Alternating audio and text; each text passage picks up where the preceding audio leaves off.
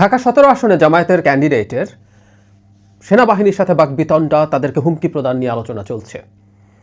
একটা গুরুত্বপূর্ণ আলোচনা এভাবে আছে যে এই যে ভিডিও ফাঁস হলো, সেই ভিডিও ফাঁস হওয়ার জন্য সেনাবাহিনীকে দায়ী করার প্রবণতা, সেটা নিয়ে একটু কথা বলতে চাই। তার আগে একটা ক্লিপ একটু দেখে নেওয়া যাক।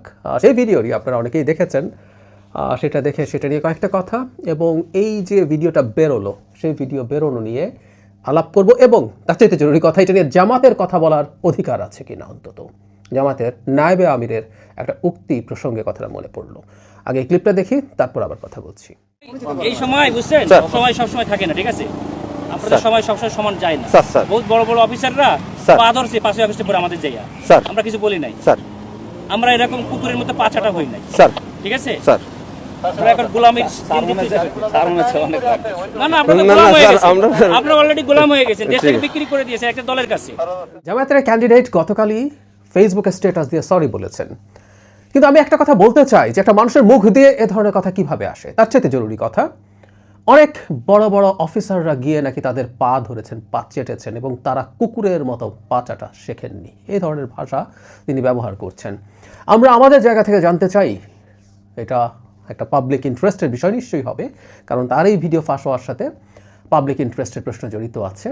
তো তারও উচিত হবে সেনাবাহিনীর কোন কোন বিরাট অফিসাররা গিয়ে জামায়াতের এবং তার অন্য নেতাদের এবং তার পা চাটতে গেছেন, সেটা একটু আমাদেরকে জানানোর জন্য উচিত হবে যে আমাদের সেনাবাহিনীর কত বড় বড় অফিসাররা গিয়ে জামাতের পা চেটেছেন, এই তথ্যটা আমাদের দরকার আছে। তারা বাংলাদেশের সেনাবাহিনীতে কাজ করার উপযোগী কিনা, উপযুক্ত কিনা, যোগ্য কিনা, সেই প্রশ্ন আমরা তুলব এবং সেটা আমরা ভেরিফাই করতে চাই। এই ভদ্রলোকের কাছে আমরা এই আহ্বান আবার জানাবো। অন্য ইস্যু যেটা নিয়ে কথা বলছিলাম সেটা হলো, এটা যৌক্তিক বা এটা নৈতিক, এটা আইনি হয়েছে কিনা। কারো এমন একটা কিছু যদি ফাঁস হয় যেটা আসলে ফাঁস হওয়ার কথা ছিল না, সেই জিনিসটা নিয়ে আলাপ আছে। একটা বডি ক্যামেরা রেকর্ড করা হয়েছে এবং এই রেকর্ডটা হচ্ছে, এটা ইনফ্যাক্ট আমরা যদি ভিডিওটা দেখি সেটা হচ্ছে, এই ভদ্রলোক এটা জানতেন। একটা পর্যায়ে ওয়্যারলেসে বডি ক্যামেরা অন করতে বলা হয়, তখন যিনি মিলিটারি পুলিশ তিনি জানান যে বডি ক্যামেরা অন করা আছে। মজার ব্যাপার, অন করার পর ওই ভদ্রলোকের টোন খানিকটা নেমে যায়। তারপরও তো উনি অ্যাওয়্যার ছিলেন, কিন্তু এটা একটা রুটিন রেকর্ডিংয়ের অংশ, যেটা কোনো না কোনো জায়গায় এটা সংরক্ষিত থাকার কথা। প্রশ্ন হচ্ছে, এটা যে বেরোলো এটা কতটা অন্যায় হয়েছে। আমরা এই প্রবণতা বিভিন্ন সময়ে দেখেছি, সেই কারণে এই প্রশ্নটা এসছে, এটাকে আমরা কীভাবে দেখব। ইনফ্যাক্ট মানুষের ব্যক্তিগত জিনিস বা যে জিনিসগুলো গোপন থাকার কথা, সেগুলো ফাঁস করা নিয়ে আমাদের যে প্রিভিয়াস চিন্তা, সেটার ধারা একেবারেই পাল্টে দিয়েছিল উইকিলিক্স। আমাদের মনে আছে অনেক হুইসেল ব্লোয়ার আসলেন, যারা বিভিন্ন জায়গায় কাজ করতেন, তারা তথ্য বের করে সেটা পরবর্তীতে প্রকাশ করে দিয়েছেন। আমরা ব্র্যাডলি ম্যানিং, পরে যিনি নারী হয়ে চেলসি ম্যানিং নাম ধরেছেন, এডওয়ার্ড স্নোডেন, এনারা নানান রকম তথ্য তাদের জায়গা থেকে ফাঁস করেছেন। এখন একটা প্রশ্ন কেউ কেউ করছেন যে জামাতের এই নেতার বিরুদ্ধে এই তথ্যটা ফাঁস করায় বিএনপির সুবিধা হয়েছে। সেই সুবিধা দেওয়াটাকে অনেকে ধরছেন এটা পরিকল্পিত। মানে একটা কথা মনে রাখতে হবে, প্রকাশিত বা লিক হওয়া যে কোনো তথ্য কারো না কারো কাজে লেগে যেতে পারে, সেটা জন্য বলাই যাবে না যে এটা তারা করিয়েছেন। আর সবচেয়ে ভয়ঙ্কর যে প্রবণতাটা হচ্ছে, আমি মনে করি সেটা হলো দায়ী করা হচ্ছে সেনাবাহিনীকে পুরোপুরি। আমি জায়গায় আসবো, কিন্তু যে কথাটা বলছিলাম যে ফাঁস হওয়া তথ্য কারো না কারো পক্ষে বা বিপক্ষে যেতেই পারে। জনাব তারেক রহমানকে নিয়ে টাইম ম্যাগাজিন একটা খুবই দীর্ঘ রিপোর্ট করেছে, সেখানে উইকিলিক্সে জনাব তারেক রহমান সম্পর্কে কী বলেছে সেটা উল্লেখ করা হয়েছে। আবার জনগণের সামনে এটা আসলো, সেখানে কিছু নেগেটিভ কথাবার্তা আছে। এখন এটা জামায়াতের পক্ষে যাবে, তো তাহলে কি বলতে হবে যে টাইমের ওই ম্যাগাজিনের ওই জিনিসগুলো জামাতের প্রভাবে তৈরি করা হয়েছে, ঢোকানো হয়েছে? অনেক পুরনো তথ্য আবার নতুন করে সামনে আনা হলো। এটা কি জনাব তারেক রহমানকে ক্ষতিগ্রস্ত করে জামায়াতের সুবিধা দেওয়ার জন্য? সো কার স্বার্থে যাচ্ছে না সেটা মূল ইস্যু না, কিন্তু সেনাবাহিনীকে প্রতিষ্ঠান হিসেবে দায়ী করার প্রবণতা আমি দেখছি বিভিন্ন জায়গায়। আমি টকশোতে গিয়ে দেখেছি যে এখানে সেনাবাহিনীকে আর এক ধরনের দায়ী করার প্রবণতা, সোশ্যাল মিডিয়াতে তো আছেই। এই প্রবণতাটা খুব ভয়ঙ্কর। মানে এখানে যেটা হয় যে এই বডি অন ক্যামেরা যেগুলো আছে, সেগুলো কোথাও না কোথাও এটা ডেটা সংরক্ষণ করা হয়, সেখানে বহু মানুষ কাজ করে। এখানে কোনো একটা জায়গা থেকে এটা লিকড হতে পারে, কোনো ব্যক্তি এটা করার সম্ভাবনাই বেশি।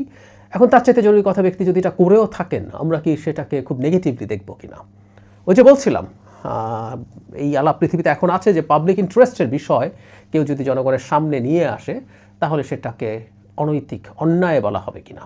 আমি এই যে ভিডিওটা ফাঁস হলো এটা বিএনপি কিছুটা মাইলেজ তো পাবেই, কোনো সন্দেহ নেই, কিন্তু এটা পাবলিক ইন্টারেস্টের বিষয় বলে মনে করি। একজন যিনি আইন প্রণেতা হতে যাচ্ছেন তিনি কি করছেন, এবং তার চাইতে জরুরি কথা যে বাংলাদেশের সেনাবাহিনীর প্রতি যে পরিমাণ বিদ্বেষ, ক্ষুব্ধতা, ঘৃণা, যে ভাষা তিনি ব্যবহার করেছেন, জনগণের এটা দেখার প্রয়োজন আছে জামায়াত ইসলামীর মতো দল কাদেরকে মনোনয়ন দেয়। এটা খুবই গুরুত্বপূর্ণ পাবলিক ইন্টারেস্টের বিষয়। সুতরাং এটা ফাঁস হওয়াটাকে আমরা ওভাবে নাও দেখতে পারি। তার চেয়ে জরুরি কথা যিনি এটা প্রথম জনগণের সামনে এনেছেন জনাব জুলকারনাইন সায়ের, আল জাজিরার সাংবাদিক, তাকে অনেকে তুলোধুনো করার চেষ্টা করছেন। সায়ের বলছেন রাইটলি তিনি এর আগে শেখ হাসিনার সময় প্রচুর এই ধরনের বিষয় মানুষের সামনে এনেছেন, সেগুলো তখন আবার সবাই বাহবা দিত কারণ সেগুলো তাদের পক্ষে যেত। সো পক্ষে গেলে ঠিক আছে, পক্ষে না গেলে লিক করা হয়েছে কেন, এই আলাপগুলো আছে। কিন্তু যে প্রশ্নটা করছিলাম, জামায়াতে ইসলামীর কি আদৌ কোনো অধিকার আছে এটা নিয়ে কথা বলার? কারণটা হলো কিছুদিন আগে, কয়েক মাস আগে হবে, জামায়াতের নায়েবে আমির জনাব আব্দুল্লাহ মাহমুদ তাহের তার কাছে উপদেষ্টাদের কণ্ঠ রেকর্ড আছে বলেছেন। আমি একটু পড়ি জায়গাটা। আমি সরকারকে দৃষ্টি আকর্ষণ করতে চাই, আজকে হুঁশিয়ারি দিতে চাই না, আজকে দৃষ্টি আকর্ষণ করতে চাই। প্রশাসনের যে অবস্থা এবং যে ষড়যন্ত্র চলছে এটাকে বন্ধ করুন, নিরপেক্ষ সৎ লোকদের গুরুত্বপূর্ণ জায়গায় পদায়ন করুন, আর যদি না হয় কোন কোন উপদেষ্টা ষড়যন্ত্রে লিপ্ত তাদের কাছে আমাদের কাছে নাম আছে, তাদের কণ্ঠ রেকর্ড আছে, মিটিংয়ে তারা কি বক্তব্য দেন এসব খবর আছে। আমরা জনগণের কাছে এখন প্রকাশ করছি না, মানে ওনারা সুযোগ দিচ্ছেন, সংশোধনের সময় দিচ্ছেন, না হলে আপনারা যদি সাবধান না হন তাহলে জনসমক্ষে নাম প্রকাশ করা হবে। জামায়াত ইসলামীর জনাব তাহেরের কাছে এই ধরনের রেকর্ড আছে। এই রেকর্ড হয় কোনো সরকারি সংস্থা করেছে, যদি ফোন, উনি কণ্ঠ রেকর্ড বলছেন, এটা ফোনে যদি হয়, অথবা মিটিংয়ে বসে কেউ করেছেন। এই ধরনের গোপন রেকর্ড তিনি নিয়েছেন, তিনি রেখে এটার অস্তিত্ব তার কাছে আছে স্বীকার করে তিনি হুমকি দিচ্ছেন। তাই যদি হয়, জামায়াতের আদৌ কি কোনো অধিকার আছে এই ধরনের একটা ভিডিও লিক হওয়া নিয়ে উচ্চবাচ্য করার, কোনো কথা বলার? আমি মনে করি না। আবারও বলছি, এটা ডিবেটেড, কোনটা পাবলিক ইন্টারেস্টের বিষয়, কোনটা পাবলিক ইন্টারেস্টের বিষয় না, সেখানকার লাইন অফ ডেমার্কেশনটা খুব স্পষ্ট না, এটা খুবই সাবজেক্টিভ। সারা পৃথিবীতে এটা নিয়ে প্রচুর তর্ক বিতর্ক, ইনফ্যাক্ট উইকিলিক্সের ওই সময়ের পর থেকে হচ্ছে। আমি মনে করি আমাদের সোসাইটিতে এই বিতর্কটা জারি থাকা দরকার, কিন্তু এটার মাধ্যমে আমরা যে জিনিসগুলো জানতে পারলাম, এই অ্যালার্মিং বিষয়গুলো আমাদের জানা থাকা দরকার। আর ওই ভদ্রলোক অ্যাপোলোজাইজ করলেও কোনো একজন মানুষ এভাবে কথা বলতে পারেন, এবং সেনাবাহিনীকে আবারও বলছি এইভাবে প্রশ্নবিদ্ধ এবং তার বিরুদ্ধে তীব্র ক্ষোভ, ঘৃণা উগরে দেয়া, এটা আমাদের জনগণের সামনে অত্যন্ত বাজে একটা নজির এবং উস্কানি হিসাবে বিবেচিত হবে। সেই কারণে আমি মনে করি যে এটা নিশ্চিতভাবে জনস্বার্থে হয়েছে।